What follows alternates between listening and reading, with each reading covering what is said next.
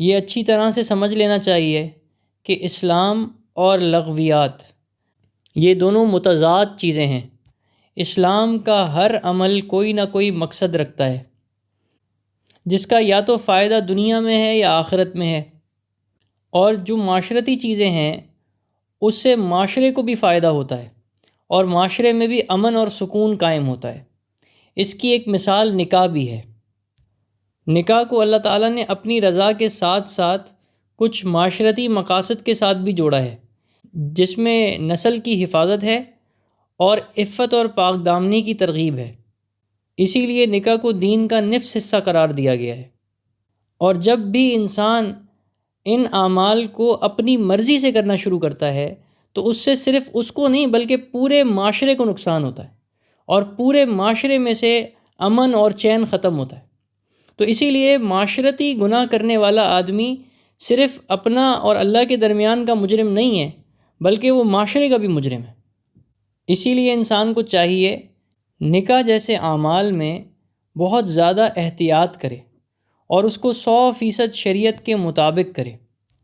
چونکہ نکاح ایک اعلانیہ چیز ہے تو اس کو چاہیے کہ نکاح کا بھرپور اعلان کرے، تاکہ اس سے جو فائدے معاشرے کو پہنچنے ہیں وہ بھرپور انداز میں پہنچ سکیں۔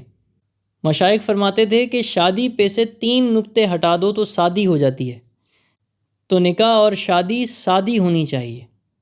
حضرت صلی اللہ تعالیٰ علیہ وسلم نے سب سے زیادہ برکت والا نکاح اسے قرار دیا جس میں کم خرچ ہو، اور جب سے ہم نے سنت کو چھوڑا ہے تو ان تقریبات میں شر بھی داخل ہو گیا، اور آج ہمارا اکثر مال ان چیزوں میں لگتا ہے جس سے نکاح کی برکت میں کمی واقع ہوتی ہے، اور وہ اللہ تعالیٰ کی رضا کے بجائے اللہ تعالیٰ کی ناراضگی کا سبب بنتا ہے۔ مثلاً گانے بجانے، ڈھولکی، مہندی اور دیگر غیر اسلامی رسومات جو ہمارے معاشرے میں رائج ہو گئی ہیں وہ فضول خرچی کی وجہ سے ہیں۔ تو اچھی طرح سمجھ لیں کہ ڈھولکی، مہندی اور دیگر غیر اسلامی رسومات جو کہ ہندوؤں سے لی گئی ہیں، ان کو اختیار کرنا نکاح کے اندر بالکل غیر شرعی ہے اور گناہ کا سبب ہے۔ ان تقریبات میں عورتیں اپنے پردوں کا خیال نہیں رکھتیں، اور مردوں اور عورتوں میں بے تکلف میل جول اس کی شریعت میں کسی درجے بھی اجازت نہیں دی جا سکتی۔ تو جو مسنون برکت والا نکاح کرنا چاہے تو اس کو چاہیے کہ وہ اپنے نکاح کو سادہ رکھے۔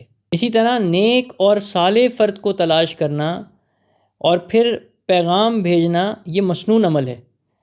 اسی طرح سے جمعے کے دن شوال کے مہینے میں نکاح کرنا یہ پسندیدہ اور مسنون عمل ہے۔ حسب استعداد مہر مقرر کرنا یہ بھی سنت عمل ہے۔ اچھا یاد رکھیں، مہر ایسا ہونا چاہیے جو شوہر آسانی سے ادا کر سکے۔ اسی طرح ولیمہ کرنا بھی سنت عمل ہے، اور یہ رخصتی کے بعد ہی کیا جائے گا۔ ولیمے میں سادگی ہو، فضول خرچی نہ ہو، ریاکاری سے اجتناب ہو۔ اچھا ایک اور بہت اہم چیز ہے، عموماً یہ دیکھا گیا ہے کہ آج کل معاشرے میں یہ بات رائج ہے کہ اپنی تقریبات میں صرف امیر لوگوں کو بلایا جاتا ہے، مگر شریعت کا مزاج یہ ہے کہ ایسی تقریبات میں غرباء کو ضرور بلائیں۔ اور ایک بات اچھی طرح سمجھ لیں کہ جہیز لینا یا دینا اس کو شریعت میں پسندیدہ نہیں سمجھا گیا، بلکہ بعض اوقات بعض انداز میں اس کا مطالبہ کرنا ناجائز اور حرام ہے۔ البتہ اگر والدین اپنی استعداد کے مطابق بیٹی کو کچھ دینا چاہیں تو اس کی اجازت ہے، لیکن شرط یہ ہے کہ وہ دکھاوے کے لیے نہ ہو، اور جو چیز بیٹی کو دی جائے گی وہ اس بیٹی کی ہی ملکیت ہے۔ آج کے زمانے میں نکاح کرنا ایک مشکل عمل بنا دیا گیا ہے، اور اسی کی وجہ سے بے حیائی اور عریانی وہ ہمارے معاشرے میں پھیل رہی ہے، یا پھر نکاح کے دوران ہی کچھ ایسے اعمال اختیار کر لیے جاتے ہیں جس سے برائی اور بددینی ہمارے اندر پھیل رہی ہے۔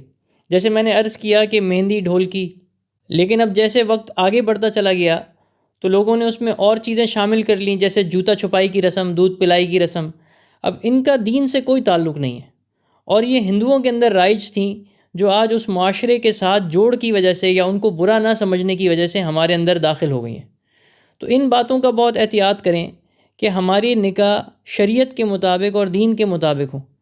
آج کے زمانے میں شاذ و نادر ایسے نکاح ہیں جو گانا بجانے کے بغیر اور تصویر کشی کے بغیر کیے جاتے ہیں۔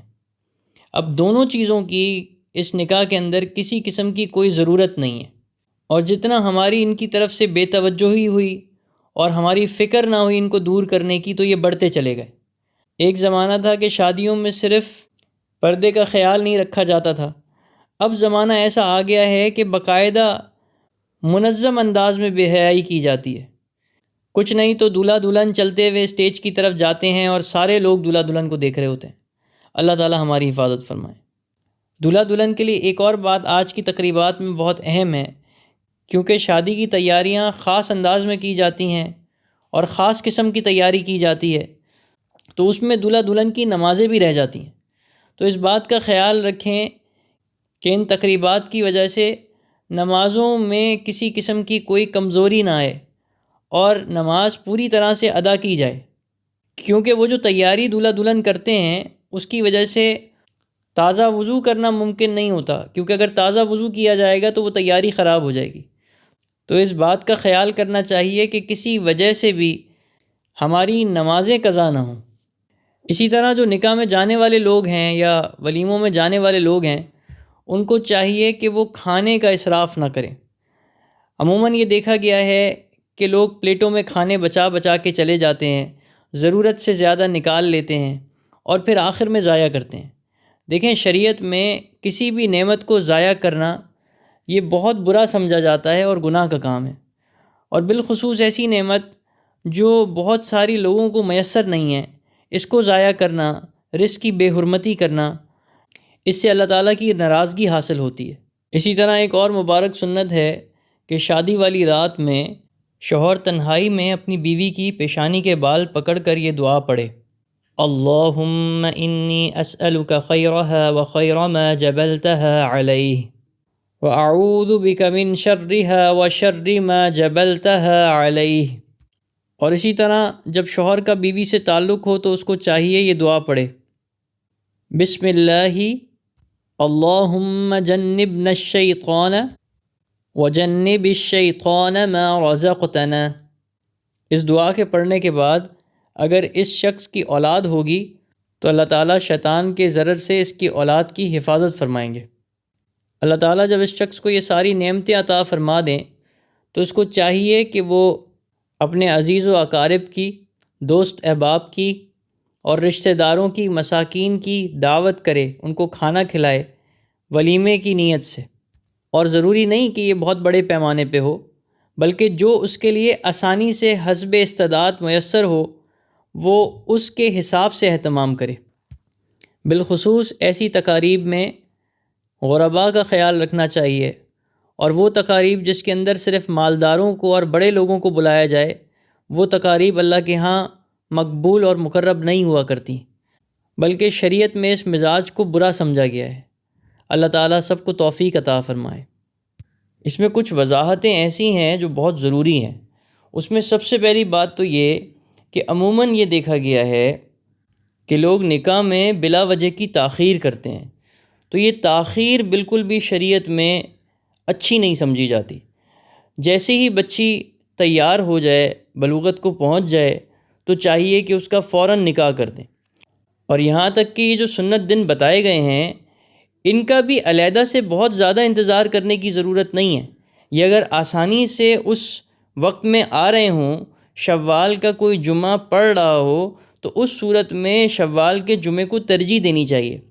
لیکن پورا سال شوال کے جمعے کا انتظار کرنا یہ کوئی عقل مندی کا عمل نہیں ہے، کیونکہ یہاں پہ نکاح کی اہمیت زیادہ ہے، نکاح کرنا زیادہ ضروری ہے اور جلدی کرنا زیادہ ضروری ہے بنسبت اس کے کہ شوال کے جمعے کا انتظار کیا جائے۔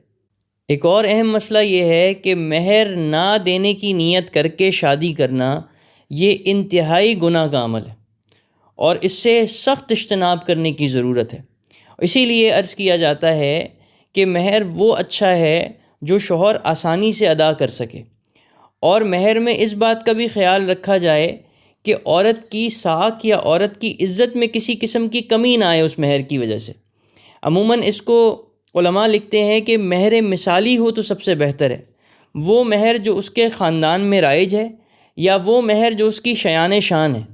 ایک رواج یہ بھی پڑ گیا ہے کہ اچھا بڑا مہر رکھوا لیا اور آخر میں شوہر صاحب ادا نہیں کر پائے تو اس کو معاف کروا لیا۔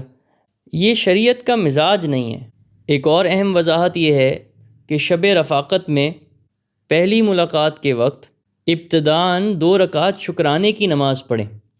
مرد آگے کھڑا ہو اور عورت اس کے پیچھے کھڑی ہو، اور آخر میں خیر اور برکت کی اور محبت کی دعا مانگے۔ اس کے بعد جو پیشانی کے بالوں کو پکڑ کر دعا پڑھنی ہے وہ پڑھی جائے گی۔ یہ 2 رکعت شکرانے کی نماز اس سے پہلے ادا کرنی ہے۔ بس ساری باتوں کا خلاصہ یہ ہے کہ جو آدمی جتنا زیادہ اتباع سنت سے اپنے نکاح کی طرف متوجہ ہوگا، اللہ تعالیٰ اس کے نکاح میں اتنی زیادہ ہی برکتیں داخل فرمائیں گے۔ اب کے زمانے میں میاں بیوی میں لڑائی جھگڑے بہت زیادہ عام ہیں۔ اس کی ایک وجہ یہ ہے کہ جو نکاح ہمارے ہیں وہ شریعت کے مطابق نہیں ہو رہے، اور اس میں سنتوں کا لحاظ نہیں رکھا جا رہا۔ اسی لیے ہمیں چاہیے کہ ہم اپنے بچوں کو یہ باتیں سمجھائیں تاکہ ان کے رشتے مبارک اور اچھے ہوں اور ان کے گھر بسے رہیں۔ اللہ تعالیٰ اس امت کو اپنے نبی کی سنت کی طاقت کو سمجھنے کی توفیق عطا فرمائے۔